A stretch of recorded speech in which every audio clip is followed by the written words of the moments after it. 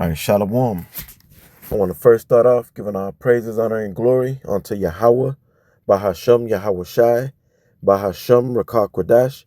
Double honors unto our apostles as well as the men that taught them, the elder high priests, as well as the elder bishops and the elders at Great Millstone. Peace and blessings unto the 144,000 and the rest of the elect of the nation of Israel. This is the brother Abadia from the GMS Houston camp. And I'm going to get into Acts, the 5th chapter, starting at the 33rd verse. And I'm going to go down to the 38th verse. And I want to start up, some verses to get some context leading into the 38th verse, which is really I want to draw the main point for this video out of that verse. Okay? And Lord willing, this video is edifying. And we're going to get right into it. So this part of the chapter is titled Gamaliel's Counsel. And Gamaliel was one of the Pharisees we're going to read, and he wasn't wicked. Okay? Because you had wicked scribes and Pharisees, and you had scribes and Pharisees that believed. Okay? It says, Acts 5:33, when they heard that, they were cut to the heart. And you can read up, and get the more context and backdrop on this chapter leading into the 33rd verse. All right? And it was the apostle Peter that cut the high priest and the wicked scribes and Pharisees, okay, with his words, what he told them. He really told them they were responsible for the Lord, being crucified. But that was, ultimately that's how Yahweh Bashim Yahushua set it up for it to happen, for it to go down that way. It played out through, Yahushua being delivered up by his own people, okay, to the Romans, to the Roman authority. All right, so it says, when they heard that, they were cut to the heart and took counsel to slay them. Then stood there up one in the council, a Pharisee named Gamaliel, a doctor of the law, had in reputation among all the people. Okay, so Gamaliel was a respected man, and he had a high status and reputation because he was an expert in the law. Okay. It says, and commanded to put the apostles forth a little space. All right. Basically, he wanted to talk to, Gamaliel wanted to talk to the other Pharisees, the chief priests and the Pharisees, okay, without the apostle Peter, all right, and the other apostles present. Right, so they put them, pretty much told them to step, or made them, led them a distance from them, from the Pharisees, scribes and Pharisees, the chief priests, so that he could say these words to them.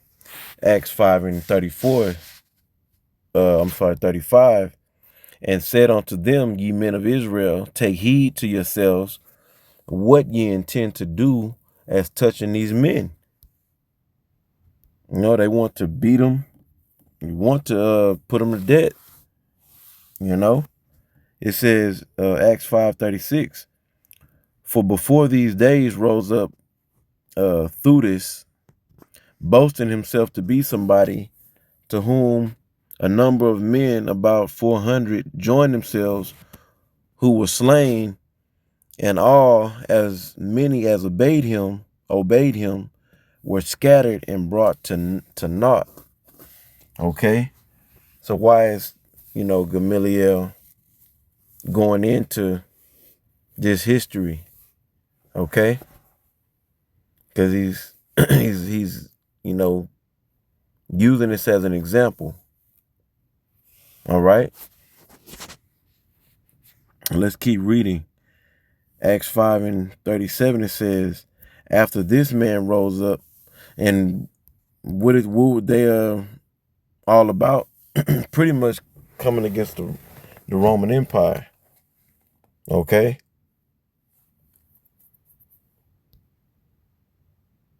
And we're not supposed to do that.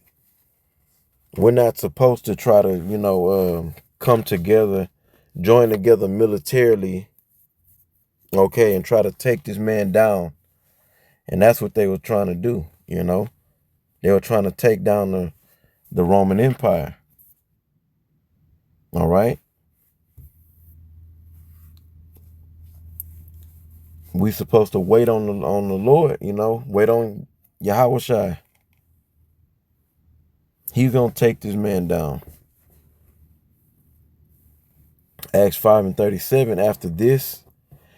After this man rose up, Judas of Galilee in the days of the taxing.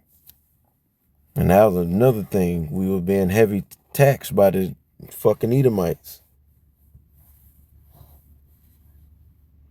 It says, and drew away much people after him, because that was a big part of the what Esau called the Roman Jewish wars. It took place behind, that heavy taxation that this devil was putting on Israel. Okay? Or really, Judah, Benjamin, Levi. It says, and drew away much people after him. He also perished, and all, even as many as obeyed him, were dispersed. So these things that they were doing were not of Yahweh Shem Yahweh.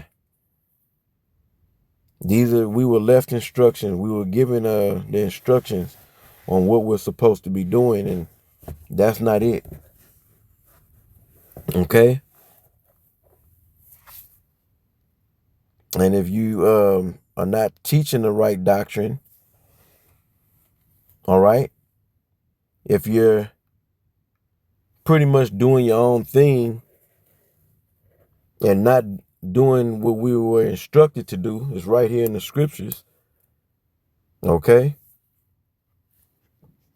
then whatever you got going on is going to come to nothing, and the people involved in it are going to be scattered. All right, Acts 5:38, it says, and now I say unto you, refrain from these men and let them alone. For if this counsel or this work be of men, it will come to naught. That's why when when it comes to these other Israelite groups like ISUPK, IUIC, and others, we're not trying to, we don't try to stop what they're doing. We're not on a mission to shut them down, so to speak. But we do correct them on the doctrine, starting with our apostles, on down.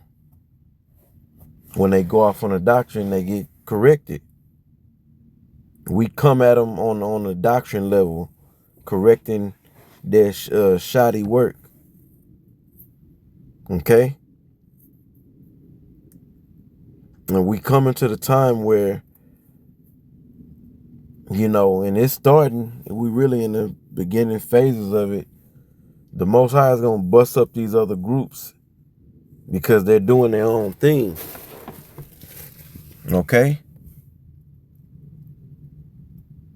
Are they doing things?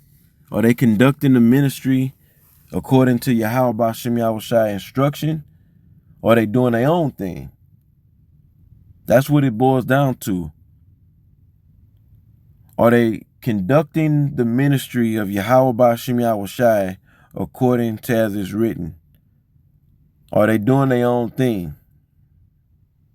And you got IUIC, they don't even deal with the name. So they way off the mark. You can't start to correct with all the rest of the shit y'all got going on in the faulty breakdowns in the doctrine until you get the name right. And they turn the Passovers into a thing of them, of their brand. All these different men getting to perform and shine, and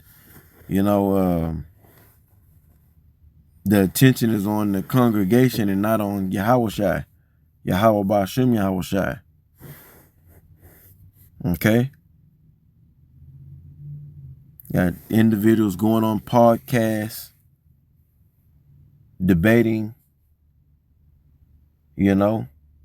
going off on the doctrine, big time,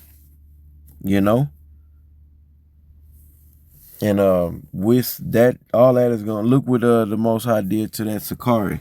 Pretty much broke that up. And they got a remnant. I guess they have a remnant of the Sakari. Then them two knuckleheads started the Genesis. Then they flipped the script to that whatever this new shit they on. The acronym, I can't think of it right now, that they go by. But they pretty much, they out of there. Look at them. These individuals look pitiful. Yahweh Ba'Shem Yahweh Shai is going to show, okay, through, how can I put it? Yahweh Ba'Shem Yahweh Shai is going to show who the true men of the Lord are, who the true prophets are. Because the true prophets are going to be growing in this knowledge and building and steady teaching, It's all about that, high frequency, high intensity teaching. Okay? Until, the famine of the word come. All right? And as this man kingdoms dwindles down and, the society further and further goes to shit, we get closer to the last prophecies being fulfilled, we're going to see what happens to these other groups that are doing their own thing. Okay? And who's ever sincere amongst them groups, they're going to come out of it. And you better come on out, because the time is dwindling down.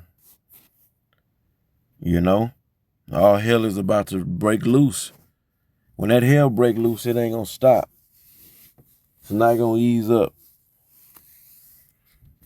So Lord willing, this video was edifying. And until the next one, I say shalom.